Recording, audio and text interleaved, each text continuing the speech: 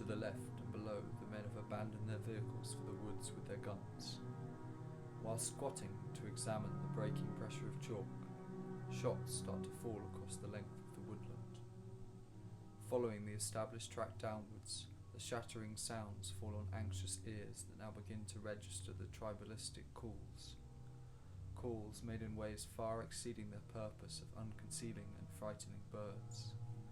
Feeble efforts are made to record their cries and responding shots while in retreat from the hillside. To the left and below, the men have abandoned their vehicles for the woods with their guns. While squatting to examine the breaking pressure. Do you see anything? Shots start to fall across the lane. A windmill to the west. A fox skirts a hedgerow, plunging into the thorny shadows. A siren calls over the distance. The brittle echo of a train across the shuntings, or a shooting range filling the gap. A dog answers indifferently. You can't go any further down there. You used to be able to cross, but now, gesturing with an arm to the submerged fields lying below the embankment. The fences are bone-like structures sharpened at both ends.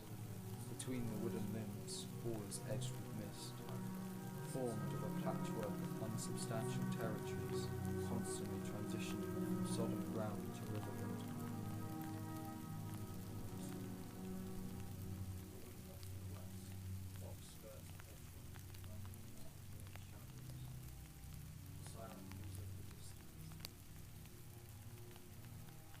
Just keep your eyes to the ground.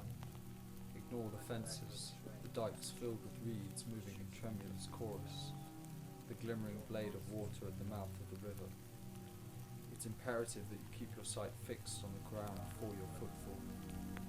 The water lies across everything, churned with sediment and grass to disguise its depth. If it weren't for the cover, you could walk straight off into the body of it. A sharp jolt and the blood tilting in the skull would be the only signs that you've made such an unfortunate mistake.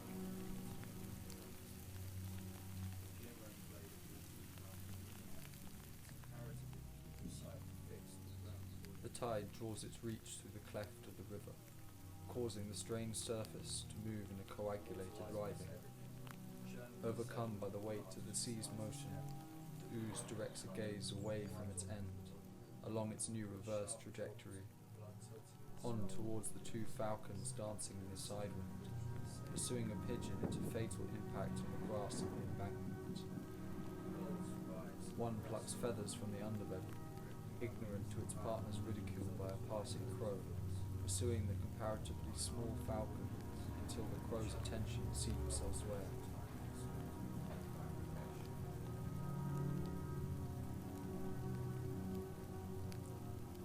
Gulls rise and crest over one another, rippling their wings in the backwash as others rise over to fill the sequence. On and on it repeats.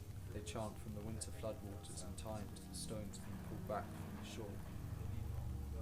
3 bends in the river and a small flock of starlings replace the gulls.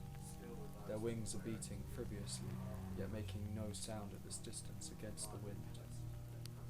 They need not converse as they maintain a following distance on my figure along the embankment, still with eyes too wary to lift from the carved impression in the sodden mud to admire the complexity of their presence.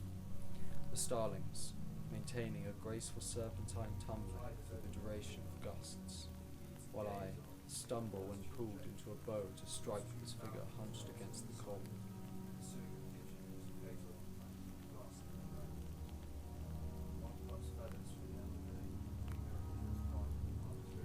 Through hype comes orientation. Remember this. Between the far hills you can see its whitened blade, indistinguishable to the sky except for the fine wrinkles plucked out of its surface. Keeping the blade to your side and you'll never lose the way. Facing it points the glare too close to your sight. It becomes the destination. A softened longing covers you and you must navigate now by what will always be distant, will always defeat your longing before giving way. The wind that pours from it has pulled my body into a submissive curve along the top of the down, pulling my head taut into my eyes and mouth, so that I am forced into a constant cycle of reclaiming composure and being humorously overwhelmed instantly. Its sound is a pulsating mass punctuated by sporadic lulls, tripping the rhythm of my strides with its contorted motion. With hearing obstructed, the plunge of the crows becomes all the more sudden and fearful, as they twist from a glide to fall into a stream that robs silence and bearing and safety, expelling them out amongst the recesses of the downs, where the currents can fall to lower fields inland.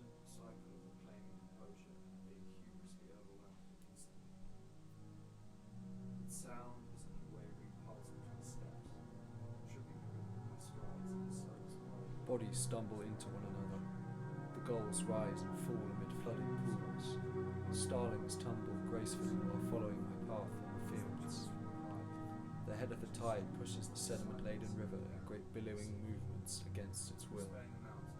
Sheep are forced to move across the corners of fields by man and dog. What is it to attempt to trace the arc of these motions through walking, always stepping across some unnoticeable source? Cement the failure by completing the circumference without understanding the reasoning behind such an action. Returning again and again to repeat the walk Wolf never could draw to a close, one which remains without an end, as an ever-fading fractal.